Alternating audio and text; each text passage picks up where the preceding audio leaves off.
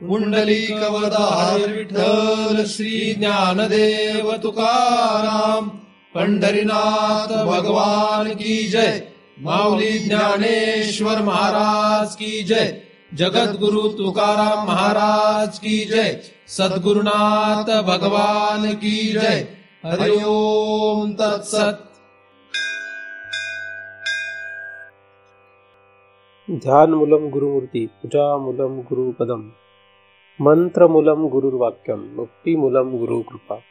ब्रह्मेवाहम अहम ब्रह्म न चाहम ब्रह्मणा पृथक. नाहम देहो न मे देह केवलोहम सनातन. या ठिकाणी आपण सर्वजण नेहमीप्रमाणे दृग्दृश्य विवेक या ग्रंथाचा अभ्यास करण्यासाठी एकत्रित जमलेलो आहोत. 28व्या श्लोकाचा आपण अभ्यास करीत आहोत. अखंड एकरसम वस्तु सच्चिदानंद लक्षणम इत्यवचिन्न चिंतेयम समाधीर्मध्यमो भवेत. मध्यम प्रकारची समाधी कशी असते याचा हा विचार या श्लोकामध्ये आहे. वस्तू जी आहे म्हणजेच भगवंत जो आहे त्याची लक्षणं पहिल्या चरणामध्ये सांगण्यात आलेली आहे. ज्या लक्षणांचा आपण मागेही विचार केलेलाच आहे. या ठिकाणी पुन्हा या ठिकाणी अभ्यास म्हणून हा कदाचित विचार आलेला असावा. अधिक काही मागे न आलेला विषय सुद्धा या ठिकाणी आहे. अविच्छिन्नपणे चित्तामध्ये जर वरील लक्षणांचा विचार सुरू राहिला तर ती मध्यम प्रकारची समाधी आहे असा हा विचार आहे. अखंड एकरसम वस्तू म्हणजे वस्तू जी आहे ती अखंड आहे, एकरस आहे, सतरूप चिद्रूप आणि आनंदरूप आहे. असं चित्तामध्ये सतत सुरू असणे, सतत म्हणजे अविच्छिन्न, तर ती मध्यम प्रकारची समाधी आहे. एकदमच काही सतत किंवा अविच्छिन्न होऊ शकत नाही, परंतु कधीतरी प्रयत्न केला तरच ते होऊ शकतं. वास्तविक इथे जो अभ्यास आहे हा अभ्यास करणं एवढं सोपं नाही. कारण की चित्त हा शरीराचा एक अवयव आहे आणि एखाद्या अवयवाला त्याच्या सवयीच्या विरुद्ध घेऊन जाणं हे अवघड असतं. कारण त्याची सवय जी आहे ती एका जन्माची नसते, अनेक जन्मांची सवय असण्याची शक्यता असते. त्यामुळे त्याच्या विरुद्ध जाणं एवढं सोपं नाही. चित्त नावाचा जो अवयव आहे या चित्तामध्ये सदैव चिंता करण्याची सवय असल्यामुळे, अधिक ती अनंत जन्माची असल्यामुळे एकदमच काही चिंतन करू शकत नाही. म्हणून चित्ताने चिंता सोडत जावं. जीव जर चित्तातून चिंता सोडत जाईल तर त्याला चिंतन करता येऊ शकतं, पण त्यासाठी त्याला चिंता सोडली पाहिजे. चिंता ही कधी अशी सुटू शकत नाही. म्हणजे बाह्य गोष्टींमुळे, क्रियेमुळे म्हणा किंवा पदार्थांमुळे आपल्या अंतरातली चिंता नष्ट होऊ शकत नाही. म्हणजे आपल्या पूर्वकर्मानुसार किंवा आत्ताच्या कर्मानुसार चित्तामध्ये अस्थिरता किंवा चिंता, अशांतता निर्माण होऊ शकते. त्याला कारण एखादा पदार्थ जरी बाहेरचा दिसत असला तरी मूळ कारण आपण स्वतः असतो. ते मूळ कारण जे आपण स्वतः असल्यामुळे त्याला एकदमच बदलता येणं अशक्य आहे. परंतु प्रयत्नपूर्वक जर आपण त्या चित्ताला स्थिर करत गेलो तर हे शक्य होऊ शकतं. तर चित्त हा उत्कृष्ट असा एक अवयव आपल्या शरीरामध्ये आहे की ज्या ठिकाणी सगळे संस्कार छापलेले आहेत. पुनरावृत्तीचे सगळं बीज त्या ठिकाणी आहे. त्यामुळे चांगलं वाईट, पाप पुण्य जे काही आहे हे सगळं कुठं आहे? चित्तामध्ये आहे. मग अशा या चित्ताला एकदमच काही या चिंतनामध्ये स्थिर करता येणं शक्य नाही. म्हणून प्रयत्नपूर्वक आधी काय करायचं आहे? बाह्य व्यवहार जो आहे तो कमी कमी करत जात गरजेपुरता व्यवहार जर राहिला तर आपोआप चित्त स्थिर होऊ शकतं. पण सवय माणसाला अशी असते की त्याचे शरीर थकेल पण तो थकत नाही. त्याला असं वाटतं मी अजून काहीतरी करतच राहील. म्हणजे माणसं गप्प केव्हा होतात? जेव्हा शरीर थकतं, तिथपर्यंत माणसं शांत होत नाही. म्हणजे स्थूल शरीराने सतत धावपळ, सतत गोंधळ, अधिक त्या धावपळीमध्ये, त्या गोंधळामध्ये गडून जाणे, म्हणजे त्याच्यात रममाण होणे, त्यामुळे हे चित्त शांत स्थिर होऊ शकत नाही. म्हणजे जितका व्याप कमी करून टाकू, जितका व्याप कमी होईल, तितकं चित्त स्थिर होत जाईल. पण जीव असा आहे की एक व्याप कमी केला की दुसरा व्याप वाढून ठेवतो. काय करतो? एक व्याप त्याने कमी केला की दुसरा करतो. म्हणजे नोकरी असेल, नोकरी सोडली तर दुसरं काहीतरी निर्माण करतो, दुसरी नोकरी शोधतो. आणि मग त्यामुळे तो त्याच्यात गुंतत राहतो. सारखं तेच करत राहण्यामध्ये त्याला हेच लक्षात येत नाही की हे चित्ताचं काम काय, चित्ताने काय करायचं हे त्याला कळत नाही. आपण करतोय असं त्याला वाटतं. म्हणजे हात पाय या शरीराला आपण मी समजून मी करतोय असं आपण म्हणतो, पण वास्तविक ते चित्तातले संस्कार त्याला ते करायला लावतात. चित्त त्याला फिरवत राहतं, त्यामुळे ते त्याला लक्षातच येत नाही. म्हणून जिथपर्यंत चित्त शांत होणार नाही तिथपर्यंत चित्तातून निर्माण होणाऱ्या सर्व क्रिया, कारण मूळ त्याचं तिथे आहे, चित्तातून निर्माण होणाऱ्या सगळ्या क्रियांवर लक्ष जाऊ शकत नाही. म्हणून शांत चित्त हे काही बाह्य लक्षण नाही. शांत चित्त हे आंतरिक गुण आहे. तो अत्यंत तपश्चर्येने किंवा अत्यंत पुण्याईने मिळतो. लगेचच काही कोणाला तो मिळत नाही. तर अनंत जन्मांची पुण्याई असेल तर चित्त शांत आणि स्थिर होतो. त्यामुळे प्रयत्नपूर्वक एखाद्याने काय करायला पाहिजे? या जन्मी का होईना त्यासाठी प्रयत्न करायला पाहिजे. ईश्वर, शास्त्र, सद्गुरू या तिघांच्या आधाराने त्याला चित्त स्थिर शांत करता येऊ शकतं. ईश्वराला सदैव शरण राहावं, शास्त्राला सदैव शरण राहावं, सद्गुरूला सदैव शरण राहावं, म्हणजे चित्त स्थिर व्हायला मदत होते. तसा एक सोपा हा उपाय आहे. इतर कुठल्याही उपायाने चित्त स्थिर होऊ शकत नाही. म्हणजे वेगवेगळ्या प्रकारच्या क्रियांनी चित्त खरं तर शुद्ध होत नाही. वेगळी साधनं जी आहेत ती पर्यायाने चित्त शुद्ध व्हायला मदत करतील, परंतु या तिघांना शरण राहिल्याने चित्त जास्त वेगाने स्थिर होऊ शकतं, शांत होऊ शकतं. तर अविच्छिन्न बोध म्हणजे छिन्न न होणारा बोध, या चित्तामध्ये काय विचार येणं अपेक्षित आहे? जागा झाल्यापासून झोपेपर्यंत आपल्या चित्तामध्ये काय विचार येतो हे आपल्याला पाहिलं पाहिजे. जसं शहाणा मनुष्य घरामध्ये कुठे काय आहे, काय संपलंय का नाही संपलंय ह्याची पाहणी करतो. शहाणा मनुष्य काय करतो? तो त्याची पाहणी करत असतो की घरामध्ये तांदूळ आहे का नाही, घराचा रंग नीट आहे की नाही, मुलाबाळांना घरातल्या सगळ्या लोकांची व्यवस्था आहे का नाही. शहाण्या माणसाचं काय असतं? हे काम असतं, तो करत असतो व्यवहारामध्ये.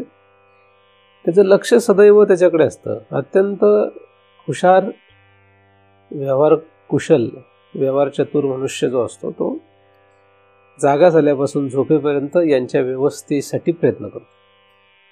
तो एवढा पण हुशार असतो की मी मेल्यानंतरही यांची व्यवस्था व्हावी यासाठी प्रयत्न करतो. की मी मेलो समजा तर माझ्यानंतर माझ्या मुलाबाळांची व्यवस्था व्हावी, आपल्या पुढच्या पिढीची सुद्धा व्यवस्था करून ठेवावी, अशी त्याची चतुराई असते. त्याचं काही गॅरंटी नाही आहे, पण तो करतो प्रयत्न. म्हणजे त्याचं लक्ष सदैव ह्याच्यावर जसं आहे तसं परमार्थामध्ये शहाण्या माणसाचं लक्ष चित्तावर जाऊ शकतं. म्हणजे चित्ताची व्यवस्था, चित्तामध्ये काय आहे ह्याच्याकडे त्याचं लक्ष जाऊ शकतं. म्हणून जागा झाल्यानंतर आपल्या चित्तातून काय बाहेर पडतंय ह्याला पाहायला पाहिजे. म्हणजे आता आपल्याला काय वाटतंय नक्की? सकाळी काय वाटत होतं, दुपारी काय वाटत होतं, संध्याकाळी रात्री काय वाटणार आहे, काल काय वाटत होतं, 10 वर्षापूर्वी काय वाटत होतं. तर या गोष्टी आपण पाहत चाललो पाहिजे. आता हे पाहिलं म्हणजे काही हे चिंतन होणार नाही. पण ही चित्ताकडे पाहायची सवय पहिल्यांदा लागते, ती लावली पाहिजे. पण आपण जर एका जागी बसलो आणि चित्ताकडे बघू लागलो, चित्ताकडे बघण्यासाठी डोळे मिटावंच लागतात असं काही नाही, डोळे मिटूनही चित्ताकडे पाहता येत. पण आपण जर चित्ताकडे पाहू लागलो तर आपण चिंता करायला लागतो. काय होत आहे, आपण चिंता करायला लागतो. म्हणजे चित्तामधले सगळं जे काही चिंतेला कारण आहे त्याच्याकडे लक्ष द्यायला लागतो आणि मग अजून अस्थिरता वाढते. आता या चित्तामध्ये वस्तूचा बोध आपल्याला वाहून न्यायचा आहे, म्हणजे किंवा वस्तूचा बोध जो आहे तो चित्तामध्ये ठेवायचा आहे आणि तो अविच्छिन्न ठेवायचा. म्हणजे तुमच्या चित्ताला तुम्हाला हे सांगायचं आहे की वस्तू जी आहे ती अखंड आहे, एकरस आहे, सद्रूप आहे, चिद्रूप आहे, आनंदरूप आहे. वस्तू कशी आहे, अशी आहे, हे चित्तामध्ये छापून ठेवायचं आहे आणि त्याच्याकडे परत परत पाहायचं आहे. काही अवघड काम काय त्याच्यामध्ये, तसं बघितलं तर फार मोठं काही काम नाही. आपण चित्तामध्ये ठेवतो ना की मी राम देशपांडे आहे, असं आपण चित्तामध्ये ठेवतो. आपल्याला कोणीतरी सांगितलं आणि आपल्याला आपण लक्षात ठेवलं, आपल्या चित्तात काय ठेवलं, मी राम देशपांडे आहे. तुम्ही लक्षात ठेवलं मी ब्राह्मण आहे, मी क्षत्रिय आहे, मी अमक्या जातीचा आहे. आता तुम्ही ते चित्तात इतकं अविच्छिन्नपणे ठेवलं की आता मरेपर्यंत तुम्ही ते विसरणार नाही की मी मराठा आहे, मी ब्राह्मण आहे, मी अमक्या जातीचा आहे, हे विसरणार नाही. इतकं दृढपणे आपण त्या चित्तामध्ये छापून ठेवले, ते अविच्छिन्न झालंय. ते काय झालंय, अविच्छिन्न. कधी झालं ते, जन्माला आलो तेव्हापासून किती वर्ष झाले आपले, 25 वर्ष, 30 वर्ष, 60 वर्ष, 65, 70 वर्ष झाले असेल एखाद्याचे. त्याच्या पलीकडे काय झालं, म्हणजे 25-30 वर्षाच्या माणसाला सुद्धा किंवा 40 वर्षाच्या माणसाला सुद्धा मी मराठा आहे, मी ब्राह्मण आहे, हे अविच्छिन्नपणे लक्षात आहे. त्याच्या चित्तामध्ये ते अविच्छिन्नपणे छापलेलं आहे. सतत तसं त्याचा बोध आहे. तो काही ओरडत सुटत नाही कुठे की मी ब्राह्मण आहे, मी ब्राह्मण आहे, मी ब्राह्मण आहे. पण वेळ आली तर तो प्रत्येक क्षणाला दाखवून देतो मी कोण आहे, मी ब्राह्मण आहे. जिथे जिथे गरज पडेल तिथे तो दाखवून देतो मी ब्राह्मण आहे. मग हे जर शक्य आहे, 30 वर्षाचा मनुष्य जाऊ देत, 15 वर्षाच्या पोराला सुद्धा हे लक्षात ठेवतात. 15 वर्षात जाऊ दे, 10 वर्षाच्या मुलाला सुद्धा हे लक्षात ठेवतात. 10 वर्षाचा मुलगा सुद्धा काय लक्षात ठेवतो, मी ब्राह्मण आहे. त्याला कोण विचारलं कोण आहे तर ब्राह्मण. मग त्यातल्या त्यात जितका हुशार मुलगा असेल तितक्या लवकर लक्षात ठेवतो. जितका हुशार आहे तितका तो लवकर लक्षात ठेवतो. मग त्याचप्रमाणे वस्तू जी आहे ती अखंड आहे, एकरस आहे, सद्रूप, चिद्रूप, आनंदरूप आहे. हे लक्षात ठेवता येईल का नाही, येऊ शकतं. पण तसं वारंवार आपल्याला काय करायला लागेल, ऐकावं लागेल. नकळतपणे आपण जन्माला आल्यानंतर आपल्यावर हा संस्कार करण्यात आला, आपल्याला हे ऐकवण्यात आलं की तू पुरुष आहेस, तू स्त्री आहेस, तू ब्राह्मण आहेस, तू अमका आहेस, तू तमका आहेस. हे काय केलंय, नकळतपणे ऐकवण्यात आलेलं आहे. म्हणजे आपण खेळत असो तर कोणीतरी आला आणि विचारलं काय रे कोण आहेस तू, तर आपण सांगतो मी अमक्या तमक्याचा पोरगा आहे. अच्छा अच्छा तू याचा आहे काय, मग लगेच तो पुढचं सांगून देतो. मग आपल्या आतमध्ये ते बसतं की अरे हो आपण कोण आहे, तू कोण आहेस. शाळेत गेलं तर विचार तू कोण आहेस, दाखल्यावर विचारलं तू कोण आहेस, मग ते लिहायला लागतं मी अमक्या जातीचा आहे, मी अमक्या वर्णाचा आहे, अमका आहे, तमका आहे. हे सगळं आपण आपल्या बिंबवण्यात आलं प्रत्येक पायरीवर. म्हणजे संसारामध्ये, व्यवहारामध्ये लोकांनी ही आपली व्यवस्था केली. पण हा जो बोध आहे, हा बोध आपल्या चित्तावर बिंबवण्यासाठी काही कोणी व्यवस्था केलेली नाही. त्यांची संख्या कमी आहे. म्हणजे तुम्ही जर कोणाला जाऊन विचारलं किंवा कोणाशी जर हा विषय सुरू केला की बाबा रे आत्मा जो आहे किंवा ब्रह्म जे आहे किंवा वस्तू जी आहे ती सद्रूप आहे, चिद्रूप आहे, आनंदरूप आहे किंवा अखंड आहे, एकरस आहे, तर तो म्हणेल हे काय आहे. तो जास्त वेळ तुम्हाला सहन करणार नाही. दुसरं तर जाऊ द्या, आपण आपल्या आपल्यामध्ये सुद्धा हे डिस्कशन करू शकत नाही, करत नाहीत, फार कमी वेळा करत असतील.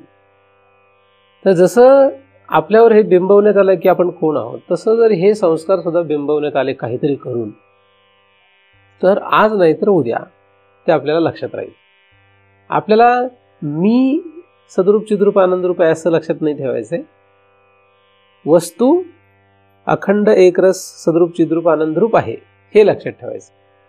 आणि मी चा इथे काही संबंध नाही, मी ती प्रक्रिया करणार आहे म्हणून ह्याच्यामध्ये द्वैत शिल्लक आहे आणि म्हणून ही मध्यम प्रकारची समाधी आहे. पण ही समाधी का आहे? कारण की भगवंताच्या उत्कृष्ट गुणांशीच हा व्यवहार आहे एकदमच. म्हणजे मध्ये जे अंतर राहणार आहे ते फार कमी राहतं. कारण मी सद्रूप आहे असा बोध इथे नाही, तर वस्तू सद्रूप चिद्रूप आनंदरूप आहे असा बोध आहे. आणि तो आपल्याला लक्षात ठेवणं सोपं आहे, अवघड पण आहे. सोपं कसं आहे? जर तुम्ही चिंता सोडल्या तर सोपं आहे. चिंता कशा सोडावे हा फार मोठा अभ्यासाचा विषय आहे. ते मागे मी चिंतनामध्ये सांगितलेलं आहे की कसं चिंता सोडू शकतो. वास्तविक चिंता करायला काहीच कारणच नाही, आपल्याला बळच चिंता निर्माण होते. तुम्हाला मी काही उदाहरणं पण सांगितली होती की चिंता मनुष्य कशी करत असतो. मनुष्य चिंता कशी करत असतो म्हणजे समजा एखाद्याला दिल्लीला जायचं असेल तर त्याला चिंता सुरू होते. दिल्लीला जायचं असेल तर चिंता सुरू होते. मग त्याला असं वाटतं मी कसा जाऊ, कसं जाणार. मग त्या चिंतेमध्ये कधीतरी त्याचं असं ठरतं आपण रेल्वेने जाऊ. मग रेल्वे तिकीट बुक करण्याची चिंता. मग तिकीट बुक झाले की चिंता संपते काय?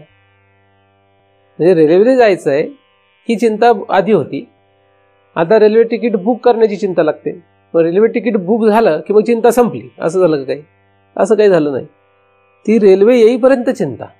म्हणजे रेल्वे प्लॅटफॉर्मवर हा पोहोचला आणि त्या रेल्वेचा टायमिंग समजा जर 5 वाजता असेल आणि 5 वाजताच जरी बरोबर रेल्वे आली तरी हा जर तिथे अर्धा तास आधी पोहोचला असेल किंवा 1 तास आधी पोहोचला असेल तर 5 वाजेपर्यंत त्याला चिंता लागून राहते की कधी यायची रेल्वे, कधी यायची रेल्वे. काय लागते त्याला चिंता लागते की रेल्वे कधी यायची. तो सारखा बघत असतो घड्याळ कधी यायची रेल्वे. आणि रेल्वेत बसला तरी आता रेल्वे निघण्याची वेळ 5-10 मिनिट असेल तरी त्याला असं वाटतं की कधी निघणार रेल्वे, कधी निघणार रेल्वे. आणि पुढे निघाली तरी कधी पोहोचणार रेल्वे, कधी पोहोचणार रेल्वे. आणि तिथे पोहोचला म्हणजे संपला का विषय? नाही. आता परत कसं जायचं. मग घरी आल्यावर काय परत सगळं संपेल का? मधल्या चिंता तुम्हाला माहिती आहे किती लागतात. मग घरी आले की 2 मिनिटं हायचं वाटतं, बरं झालं आलो घरी. त्यानंतर परत वाटतं आता परत कधी जायचं दिल्लीला, परत चिंता सुरू होती. म्हणजे चिंतेच्या पाठीमागे आपल्याला काही चिंता करायला काही कारण लागतं का? विनाकारण चिंता करत राहतो आपण. आणि स्वतःची चिंता संपली तर दुसऱ्याची पण चिंता ओढून घेतात काही लोक. म्हणजे स्वतःच्या घरात काही चिंतेला कारण दिसलं नाही स्ट्रॉंग असं काही कारण, तर शेजारी त्याची चिंता करत राहतात. बघा त्याचं पोरगं नापास झालं, त्याचं पोरगं नापास झालं, तू चिंता कशाला करत असतो? बरं एवढं ठीक आहे, वाईटांमध्ये चिंता केली, ही पण काहीतरी म्हणतं बघा त्याच्या पोराचा पहिला नंबर आला, ही पण चिंताच लागते ना. तर अशी आपल्याला लोकांच्या नको त्या गोष्टीमध्ये चिंता राहते, ही संपणं गरजेचं आहे. आणि ह्याला काहीही कारण नाही, आपण विनाकारण करत आहोत चिंता. हे जरी संपवलं तुम्ही शांत स्थिर होईल, त्याला कुठली देवाची कृपा किंवा काही लागत नाही, आपलं आपणच करू शकतो ना. पण असं आपल्याला लक्षात येत नाही म्हणून त्याला सांगण्यात येतं की हे प्रक्रिया कर, ते कर, असं कर, तसं कर, असं म्हणावं लागतं. असं ह्याला काही कोणी कृपा विपा करायची काही कारण नाही. महाराज आमच्यावर काहीतरी कृपा करा. आता काय कृपा करा? तू सदैव चिंताच करत बसतो. तू स्वतःवरच कृपा करा ती. आपण आपल्यावरच कृपा करावी, नको त्या ठिकाणी तोंड घालू नये. आपण कोणावर कृपा करावी? महाराजांच्या कृपेची अपेक्षा करून आपण आपल्यावर कृपा करा. काय करायचं? चिंता करायचं काही कारण नाहीये, कशाला काहीच कारण नाहीये. असं दुसऱ्या अध्यायामध्ये अर्जुनाला भगवंताने सांगितलेलं आहे, तुला चिंता करण्याचं काही कारण नाही. तू जाणता तरी म्हणविशी आणि नेणवे ते न सांडेशी, आम्ही शिकू तरी बोलसी भोवसाल नीती. आणि जे काय ते चिंतित साते, असं ज्ञानदेवानी ओळीमध्ये लिहिलं, चिंतित साते म्हणजे सदैव चिंता करत राहतो. तर अर्जुनाच्या चिंता जर तुम्ही बघितल्या पहिल्या अध्यायामध्ये, या सगळ्या चिंतेला काही कारण नाही असं भगवंताचं म्हणणं आहे. अर्जुन फक्त आपला प्रतिनिधी आहे. तर पहिल्या प्रकरणामध्ये जेवढ्या अर्जुनाच्या चिंता आहेत ह्याला काहीही कारण नाही असं भगवंताचं म्हणणं आहे. पण तुम्ही भगवद्गीता कोणालाही द्या, शहाण्या माणसाला अभ्यासकाला दिल तो म्हणतो नाही नाही अर्जुनाचं म्हणणं बरोबर आहे, असं होईल तसं होईल, युद्ध झालं तर हे होईल ते होईल. काय काय लिहिलं त्याने, म्हणजे काय लिहिलं आपण विचार नाही करू शकत एवढं काय काय तो म्हणतो तो. मग ते अर्जुनाचं जाऊ ते, आपलंही तसंच आहे. तुम्ही जर तुमची चिंता सांगायला लागल्या तर तुम्ही काय काय सांगाल हे काही सांगता येत नाही. नाही की नाही. आणि त्यातल्या तर महाराजांकडे चिंता घेऊन लोक येतातच खूप. मग त्याच्यानंतर जेव्हा माझ्यासारखा मनुष्य असं बरेच वेळा चिंतनातून काहीतरी सांगतो, त्याच्यामुळे मग महाराजांना जाऊन सांगावं कसं हाही मोठा प्रश्न पडतो काहींना. कारण महाराजांना सांगायच्या वेळी डोक्याला त्रास असून सांगायची काही गरज नाही, तुमची तुम्ही चिंता नष्ट करा, आहे की नाही. तुमच्या तुम्ही चिंता नष्ट करा. पण बऱ्याच वेळा काय होतं, आपल्याला आपल्या चिंता दुसऱ्याला ऐकवल्याशिवाय बरं नाही वाटत. आपल्याला भागीदार लागतो. काय लागतो? भागीदार असल्याशिवाय आपल्याला जमत नाही. म्हणजे आपल्याला आळंदीला जायचं असेल की आपल्याला अजून दोन टाळकी सोबत लागतातच. एकटा काय आपण आळंदीला जात नाही. कुठेही जायचं ठरलं तर आपण एकटा जात नाही. काही ठराविक ठिकाणं सोडले तर आपण म्हणतो चला बसा, सगळे चालले. त्याला यायचंय का नाही यायचंय, त्याला काय फुकट मिळायला चालला तो. तर आपल्याला याची सवय आहे. त्याप्रमाणे चिंतेमध्ये सुद्धा तशी सवय. आपण चिंता करत असलो की आपल्यासोबत अजून 4 लोकांना घेतो. बरं, त्याच्यातही तो चिंता आपली थोड्या वेळ सांत्वन करतो. त्याच्यानंतर तुम्ही कुठल्याही माणसाला चिंता सांगा, तो थोड्या वेळ तुमचं सांत्वन करतो. त्याच्यानंतर तो त्याची चिंता ऐकवतो. म्हणजे उदाहरणार्थ मी आजारी असतो तर लोक माझ्याकडे येतात आणि मला म्हणतात महाराज काय झालं, कसं झालं. तर मी म्हटलं असं सर्दी झाली, डोकं दुखतंय, ताप आलाय. मग लोक म्हणतात हा असं झालं तसं झालं. मग हे झालं की 2-4 वाक्यानंतर ते म्हणतात माझा पण हाच प्रॉब्लेम झाला, मागच्या आठवड्यात मला असं झालं तसं झालं. मग त्याच्यानंतर जवळजवळ 50 वाक्य ते त्यांचा सांगतात मला. पण इथून गप्प बसली तर शहाणे त्याच्यापेक्षाही पुढे सांगतात आमच्या बायकोला असं झालं, मुलाला असं झालं. म्हणजे मला जो काही त्रास झाला हा त्यांच्या अख्ख्या खानदानाला झाला सांगून टाकतात ते मला पुढे. म्हणजे मी हा विचार करतो हा नक्की कशासाठी आलाय. आणि हे माझ्याच बाबतीत असं होतं, ते तुमच्या बाबतीत असं होतं. तर माणसाची सवय, तुम्ही एखाद्याला सांगता तुम्हाला हलकं व्हावं म्हणून, तिथपर्यंत आपण एक वेळ मान्य करू, है ना, बरं आहे ठीक आहे मान्य करू तिथपर्यंत. पण त्याच्या पुढे आपण गप बसत नाही की नाही.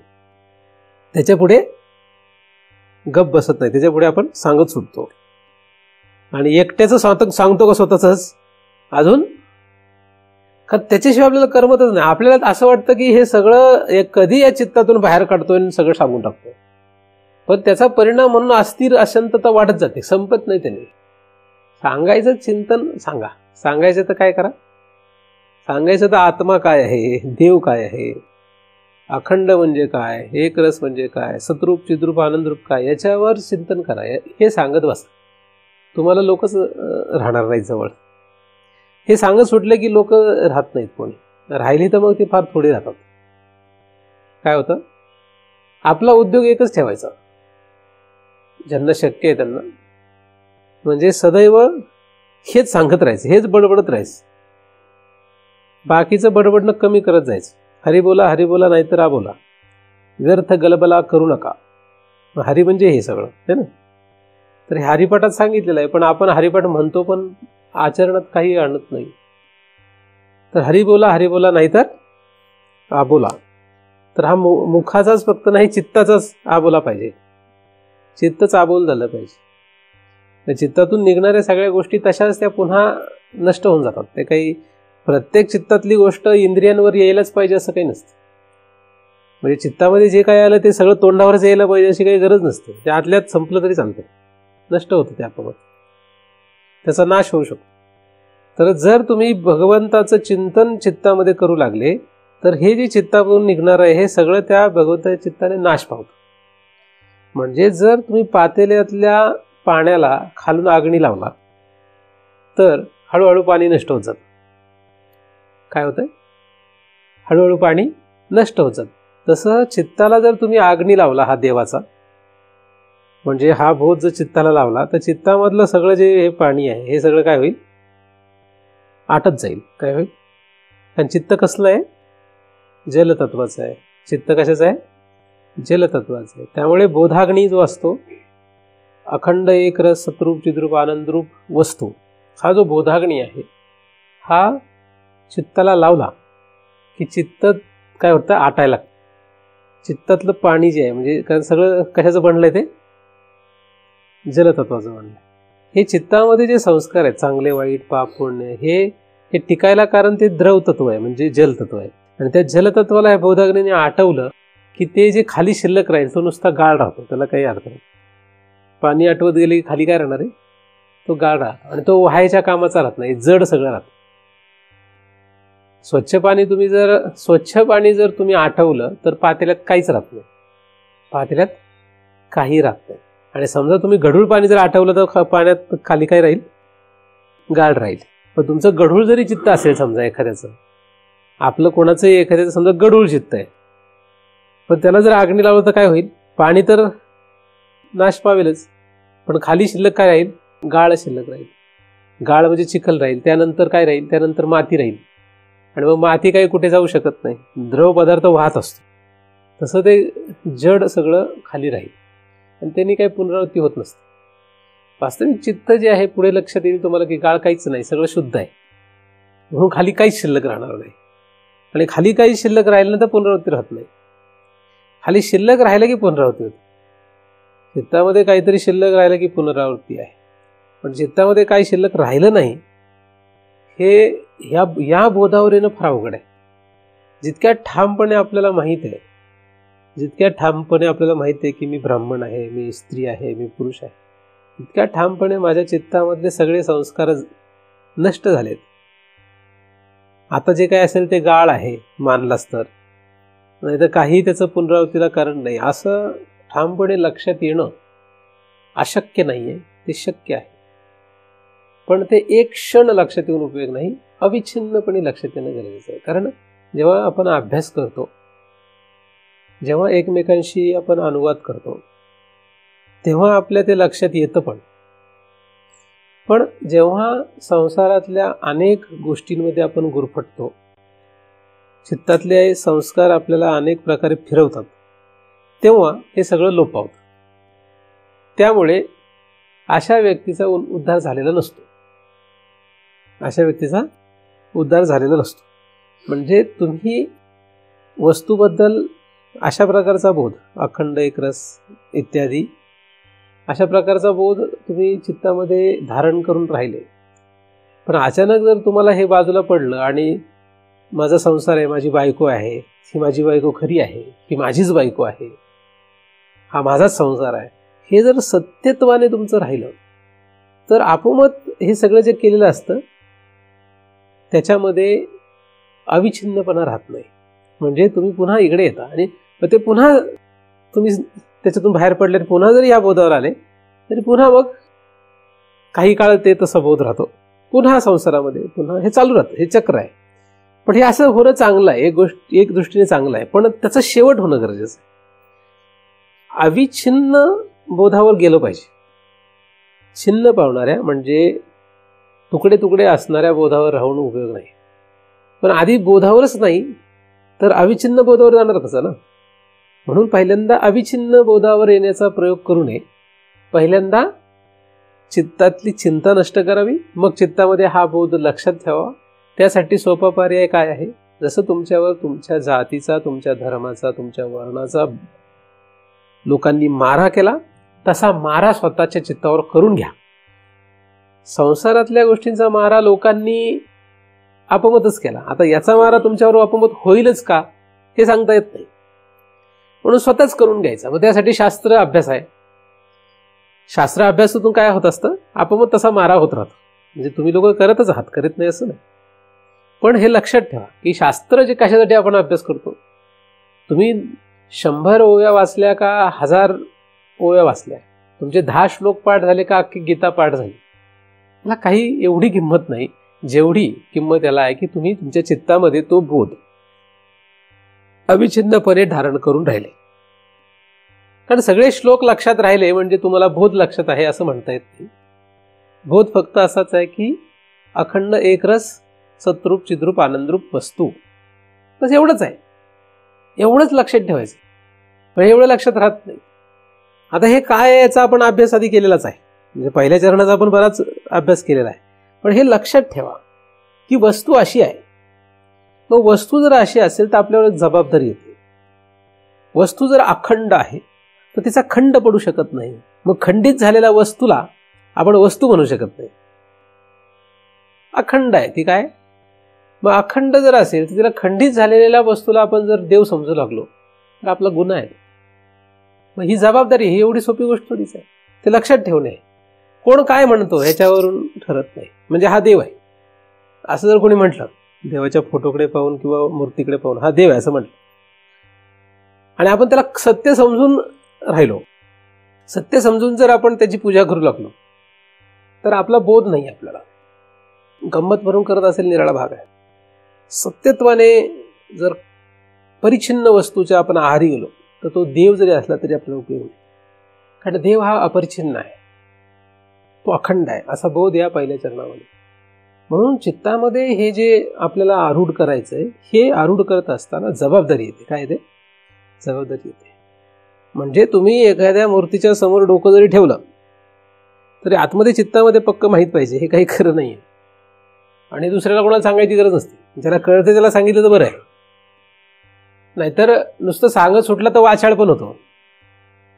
काय होतं? नुसतं सांगत सुटलं तर वाचाळ पण होतो. त्यामुळे वाचाळ पण चालत नाही. त्यामुळे जी भीती असते की आपलं काहीतरी कोप होईल, देवाचा आपल्यावर काहीतरी होईल, त्याच्यापासूनही आपली भीती नष्ट होते. कारण नमस्कार केल्यामुळे तसं काही होणार नाही. आणि दुसरी गोष्ट आतमध्ये चित्तामध्ये हे जर लक्षात ठेवलं की आपण याला नमस्कार जरी करीत असलो तरी हा नमस्कार खरा करू शकत नाही, कारण की ही वस्तू परिच्छिन्न आहे आणि देव काही परिच्छिन्न नाही. हे जर आतमध्ये लक्षात ठेवलं, स्वतःला जर समजावून सांगितलं तर दोन्ही कामं साध्य होतात. मग एक वेळा असं खंबीरपणाने येऊ शकतो की तुम्हाला आतमध्ये पक्का निर्णय होऊन जातो की ह्याच्यामध्ये काही राम नाही, म्हणजे मूर्ती किंवा फोटो ह्याच्यामध्ये काही देव नाही. आणि त्याच्यात देव आहे ना तर सगळीकडे देव आहे. देव नाही असं कुठलंही ठिकाण नाही. ही 5 महाभूतं जी आहेत ही देवावर आधारलेली आहेत. ही 5 महाभूतं मुळात देवाचं एक अंग आहे.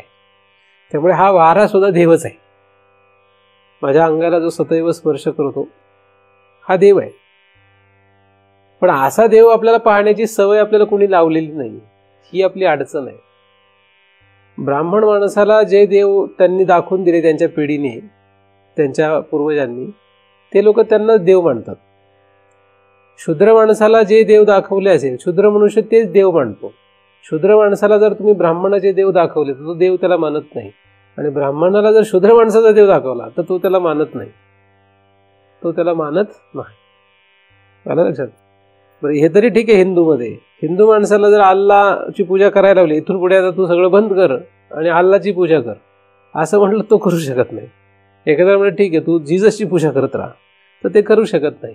आणि मुसलमानाला जर म्हटलं आता तुझं हे सगळं बंद, आता तू काय कर, रोज विष्णूला नमस्कार कर, विष्णूची मूर्ती त्याला भेट दिली आणि त्याला म्हटलं तू रोज आता नमस्कार कर याला देव्या, तो ऐकू शकत नाही. काय झालंय? काय नाही. जन्माला आले तेव्हा त्याच्यावर संस्कार टाकला फक्त की हा देव आहे अल्ला, हा देव आहे विष्णू.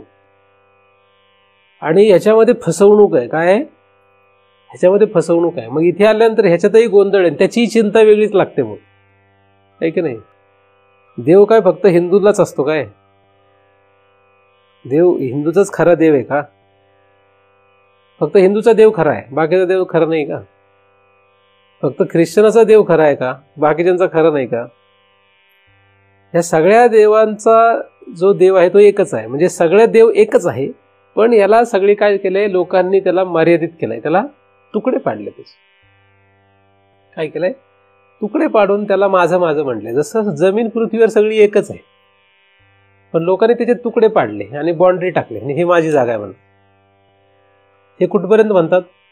प्रलय येत नाही तिथपर्यंत म्हणतात ही शेत माझं आहे, हे शेत माझं आहे असं म्हणत असताना आतमध्ये पक्का निर्णय पाहिजे की माझं काही शेतभीत नाहीये. ही मर्यादा कोणी घालून दिली आहे? ही मर्यादा कोणी घातली? मर्यादा म्हणजे परिच्छिन्न कोणी केलं? आपण केलंय. पृथ्वीवर जमीन काय आहे? एकच आहे. आणि सबभूमी गोपालकी आहे, म्हणजे सगळी देवाचंच आहे.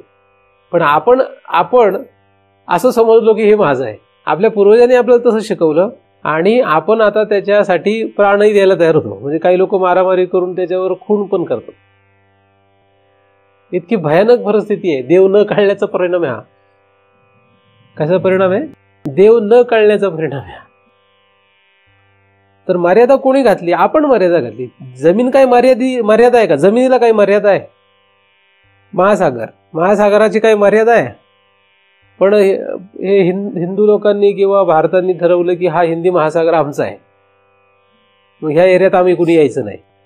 खाली श्रीलंकावाला म्हणतात हा भाग आमचा आहे, आमच्या एरियात कुणी यायचं नाही. जर गेले आपले मासेमारी त्याला पकडून जेलमध्ये टाकतात. त्यांचा आहे का तो? बरं, इकडे हा काय आपला आहे का?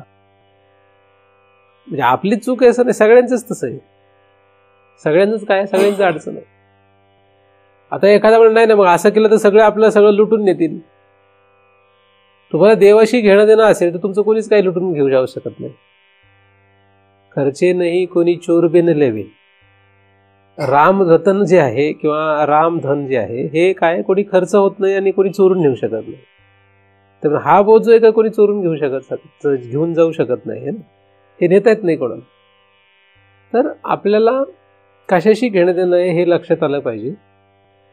अखंड वस्तू जी आहे त्या वस्तूशी जर घेणं देणं असेल तर चित्तामध्ये परिच्छिन्न वस्तूंचा जो बोध आहे, परिच्छिन्न वस्तूंच्या जे आपण आहारी गेलेलो आहोत हे थांबवलं पाहिजे. काय केलं पाहिजे? थांबवलं पाहिजे. त्याच्यामध्ये गुरफटून गेलेलो ते थांबवलं पाहिजे. आणि याला कोणीही दुसरं काही करू शकणार नाही, स्वतःच ते करावं लागेल. जसजसं तुम्ही अखंड वस्तूविषयी आतमध्ये चित्तामध्ये चिंतन करू लागाल तसं तसं आपल्याला शिकवत राहाल तसं चिंता पण कमी होत जाते. काय होईल? आपोआप चिंता पण कमी होत जाते. जसं चिंता तुम्ही सोडून देत जाल तसं हे चिंतन पण वाढेल. म्हणजे एकमेकांना ते पोषक आहे. चिंता सोडत गेल्याने चिंतन वाढतं, चिंतन केल्याने चिंता कमी होत जातं. म्हणजे या विचाराने, कारण एक विचार जो असतो तो विचार आपला फिरवतो. विचारामध्ये किती ताकद आहे हे कोणीच विचार करू शकत नाही. विचार हे तप शास्त्रामध्ये सर्वोत्कृष्ट मानलेलं आहे. विचारामध्ये जी ताकद आहे ती काय, ती इतकी प्रचंड आहे की ते तप सर्वोत्कृष्ट मानलेलं आहे. पण विचार कुठला? जसं एखाद्यानं जर विचार केला की मी हिंदू आहे तर तो मरेपर्यंत हिंदू हा विचार नुसार अख्खं आयुष्य जगतो. एवढी ताकद त्या नुसते एका विचारात आहे. एकदा का त्याच्यात दृढ बसला काय परिणाम करतो तो? एकदा जर त्याच्यात दृढ बसला हा विचार की मी हिंदू आहे, एखाद्यात जर विचार हा बसला की मी मुसलमान आहे, तर त्याच्यामध्ये जो तो विचार दृढ बसला तर त्याचा परिणाम काय? तो आयुष्यभर कुठल्याही मंदिरापुढे डोकं टेकवत नाही. तुम्ही जाता कधी दर्ग्यामध्ये पाया पडायला? आयुष्यभर तो ते करू शकत नाही. इतका ताकद आहे त्या नुसते एका विचारामध्ये. कुठलाही विचार असू द्या. आपल्यामध्ये एक विचार आला की ही बायको माझी आहे, हा नुसता एक विचाराने आपल्याला मरेपर्यंत, आपल्याला सरणावर जरी आपण गेलो तरी ते आपण त्याच्यानुसार होणाऱ्या सगळ्या क्रिया सोडू शकत नाही. गैरसमज करून घेतला आपण. ही संपत्ती माझी आहे, हे सगळं गोतावळा माझा आहे. ज्ञानदेवांनी ज्ञानेश्वरीमध्ये लिहिलेलं आहे. हे सगळं सोडल्याशिवाय कधी तुम्ही चिंतन करू शकत नाही. स्त्री पुत्रादी मिळे रजोगुणाचे नि बळे, अशी होवी लिहिलेली आहे. कशामुळे? स्त्री पुत्रादी मिळे रजोगुणाचे नि बळे. म्हणजे काही वाटोळं झालं त्याच्यामुळे झालेलं आहे. एवढंच नाही तर हे चुकीचे संस्कार, चुकीची सवय आपल्या सगळ्यांनी लावली. आपण तीच आपण पुन्हा पुन्हा गिरवतोय. आणि माझ्यासारख्या व्यक्तीने जरी सांगायचा प्रयत्न केला तर ऐकणं पण अवघड आहे. कारण ऐकता तुम्ही फक्त 1 तास, त्याच्यानंतर तुम्ही काही ऐकत नाही. त्यानंतर तुम्ही तुमच्याच पद्धतीने जगत असता. आचरणात आणणं ही फार अवघड गोष्ट आहे.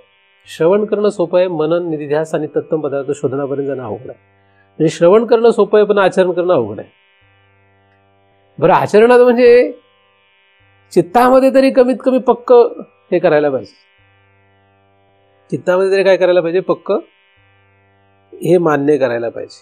आता हे बाकीचं काही नाही झालं, कारण हे चिंतेला कारण आहे. ही बायको आहे माझी, ही मुलं माझी आहेत, हा प्रपंच माझा आहे, ही संपत्ती माझी आहे. हे नाही काढलं एखाद्याने तर काय होईल? काही होणार नाही. त्याची चिंता राहील त्याला सदैव. एखादा म्हटलं की मला हे शक्य नाही, ठीक आहे, काय हरकत नाही, मग मी असा हा बोध चित्तामध्ये रुजवू शकतो का? रुजवू शकतो. पण ह्या सगळ्यांना आपलं मांडल्याने आपली चिंता लवकर कमी होत नाही. आपण गुंतून राहतो त्याच्यामध्ये. दुसरं काही त्याचा तोटा नाही. एखादा म्हटलं नाही महाराज मला आता हे सगळं काही माझं नाही, किंवा बरं हे काय आपल्याला ओरडत थोडी सुटायचंय, कुठे आपल्याला काय कुठं लिहून थोडी ठेवायचंय, काही आपल्याला काहीच करायचं नाही. हे फक्त चित्तामध्ये आपल्या स्वतःला शिकवायचंय की असं नाही आहे. आणि ते दृढ करत चालायचं. ह्याच्या आपल्याला काहीच करायचं नाही. तुम्ही तोंडाने काय बोलता आणि चित्तात काय आहे ह्याच्यामध्ये फरक असला तर कोणाला कळत नसतं. आणि चित्तामध्ये भगवंताचा बोध ठेवणे आणि तोंडावर व्यवहाराचा विषय असणे याने काही फरक पडत नाही. साधू संत तेच करतात. साधू संत जेव्हा केव्हा बोध करतात तेव्हा बोधामध्ये सगळं ते व्यवहारातल्या गोष्टी सांगतात. आणि त्यांचं चित्त जर लक्षात घेतलं तर भगवंताचा विषय सांगतात. म्हणून शास्त्राला सुद्धा एक चित्त आहे. जसं माणसाला चित्त असतं तसं शास्त्राला पण चित्त आहे. शास्त्राच्या चित्तात डोकावलं तर बोध मिळतो. जसं माणसाच्या चित्तात डोकवलं तर आतमध्ये खरं काय ते कळतं, आणि बाहेर जर डोकावलं तर काही नाही, तो बाह्य क्रिया जो आहे ते लक्षात येतात आपल्याला. म्हणजे एखादा मनुष्य शांतपणे चाललेला असेल आणि आपण म्हटलं की काय शांत माणूस आहे, तर आपलं चुकलं. काय झालं? आपलं चुकलं. तो शांत आहे का नाही कसं कळतं? त्याच्या चित्तात डोकावल्यानंतर कळतं. आता तुम्ही इथे सगळे शांत दिसतायत, म्हणजे शांत आहेत असं म्हणता येईल का? मी इथे शांत आहे म्हणजे शांत आहे असं म्हणता येईल का? नाही. चित्तात डोकावल्यानंतर कळतं की काय नक्की आहे. तसं शास्त्राच्या चित्तात डोकावलं तर चित्तात खरं कळतं. म्हणजे जसं आपल्याला अनेक गोष्टी आहेत तसे शास्त्राला पण अनेक गोष्टी, म्हणून शास्त्रातले काही बोध चित्तातले आहेत, त्याचं म्हणजे खरं सांगितलेलं. जसं हा बोध आहे अखंड एक रसम वस्तू, हे चित्तातलं सांगणं आहे की देव जो आहे तो असा आहे, आणि या देवाचा असा बोध जसजसं आपण स्वतःवर बिंबवत जाऊ तसतसं परिच्छिन्नता कमी होत जाते. म्हणजे अविच्छिन्न बोधाकडे आपण प्रगती करतो. एका दिवशी एका वेळेत लगेच शक्य होणार नाही, पण वयाच्या 21 वर्षामध्ये सहज व्हायला पाहिजे. किती? 21 वर्षामध्ये व्हायला पाहिजे. कितीही दगड मनुष्य असला तरी किती दिवसात व्हायला पाहिजे? परमार्थाचा कितीही अनाधिकारी पुरुष असला तरी किती वर्षात व्हायला पाहिजे? 21 वर्षात व्हायलाच पाहिजे. 21 वर्ष परमार्थापर्यंत व्हायलाच पाहिजे. कारण 21 वर्षामध्ये कोणालाही कळतंच की मी पुरुष आहे, मी ब्राह्मण आहे, मी अमका आहे, मी तमका, हे जसं कळतं ना व्यवहारात, तसं हे 21 वर्षात कळायला काहीच हरकत नाही. आता हे 21 मी तुम्हाला जास्तीत जास्त सांगतोय, म्हणजे हे मॅक्सिमम आहे. कमीत कमी किती आहे? कमीत कमी 4 वर्षातही कळू शकतं, 5 वर्षात कळू शकतं, 6 वर्षात कळू शकतं. तुमचे किती वर्ष झाले तुम्ही बघा. त्यामुळे तुमचे समजा 10 वर्ष झाले असतील तर ठीक आहे, काही हरकत नाही. 10 वर्ष 1 महिन्यात होऊ शकतं, 10 वर्ष 4 महिन्यात होऊ शकतं, 11 वर्षात होईल. पण होईल का नाही? म्हणजे आपल्याला शक्य आहे, ते अशक्य काही नाही. पण त्यासाठी काय करावं लागेल?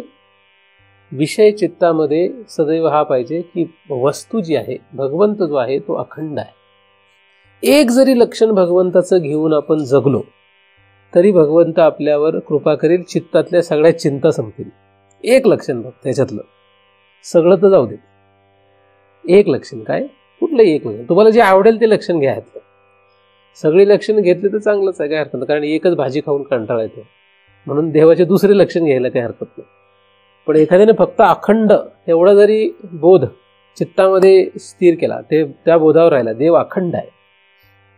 मग अखंड आहे म्हटल्यानंतर माझ्या अंतर्बाह्य तोच आहे. मग अंतर्बाह्य जो मी आहे तो साक्षात काय आहे? देव आहे. मग फक्त मीच अंतर्बाह्य देव नाही, जगातली कुठली वस्तू अंतर्बाह्य देव आहे. आलं लक्षात?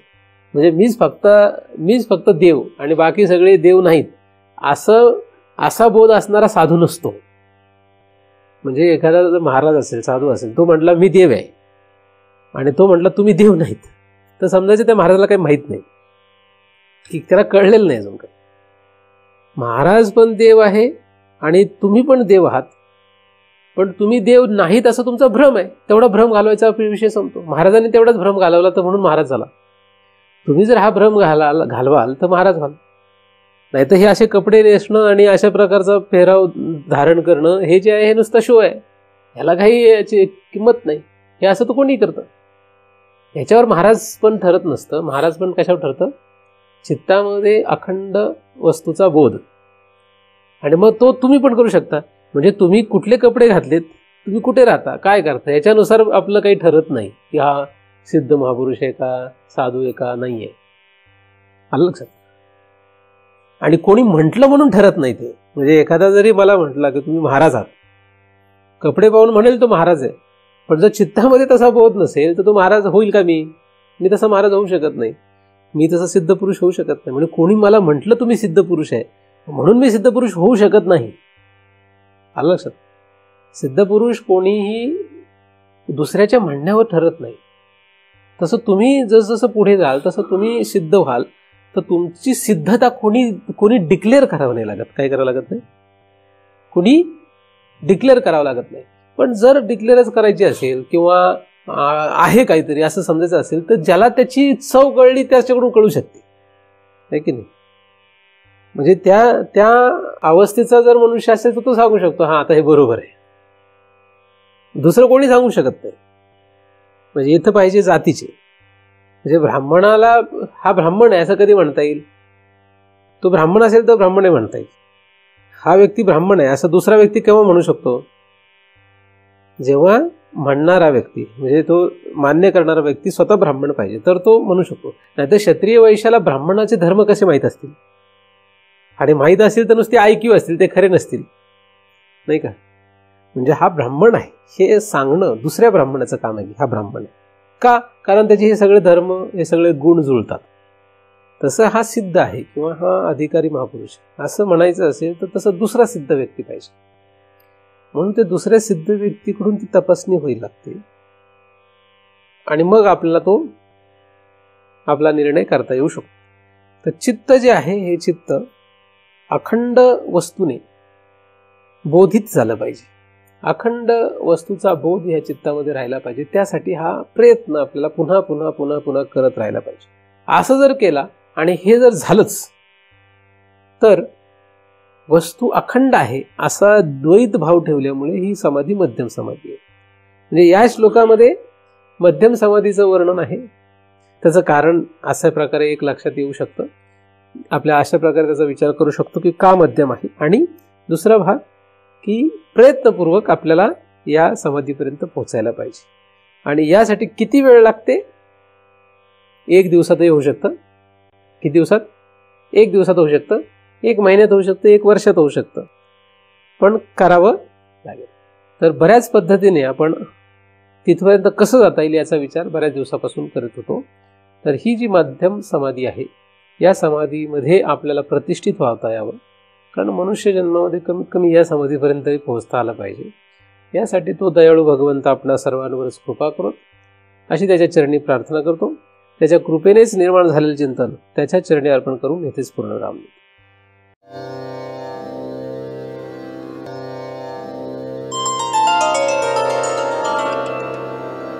आता विश्वात्मके देवे येणे वाक्यज्ञे तोषावे तोषोनी मज द्यावे फसाय दान हे जे खळांची व्यंकटी सांडो तया सत्कर्मी रते वाढो भूता परस्परे पडो मैत्र जीवांचे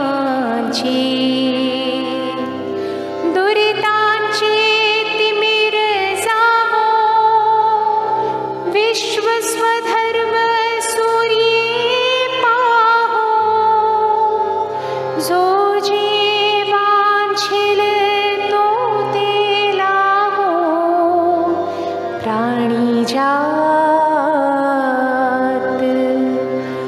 वर्षत सकळ मंगळी ईश्वर निष्ठांची मांदियाळी अनवरत भूमंडळी भेटतो भूता चला कल्पतरूंचे आरव चेतना चिंतामणीचे गाव बोलते जे अर्णव पियुषाचे चंद्रमेजे अलांछन मार्तंड जे तापहीन ते सर्वाही सदा सज्जन सूयरे होतु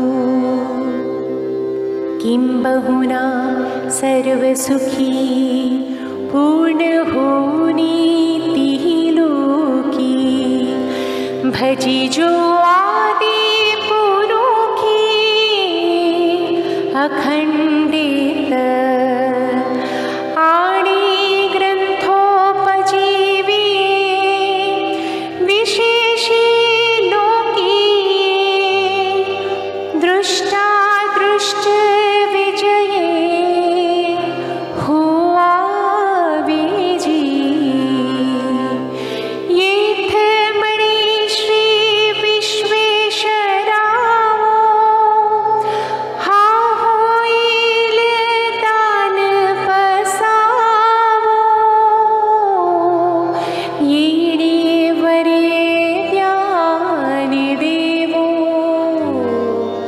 सुखिया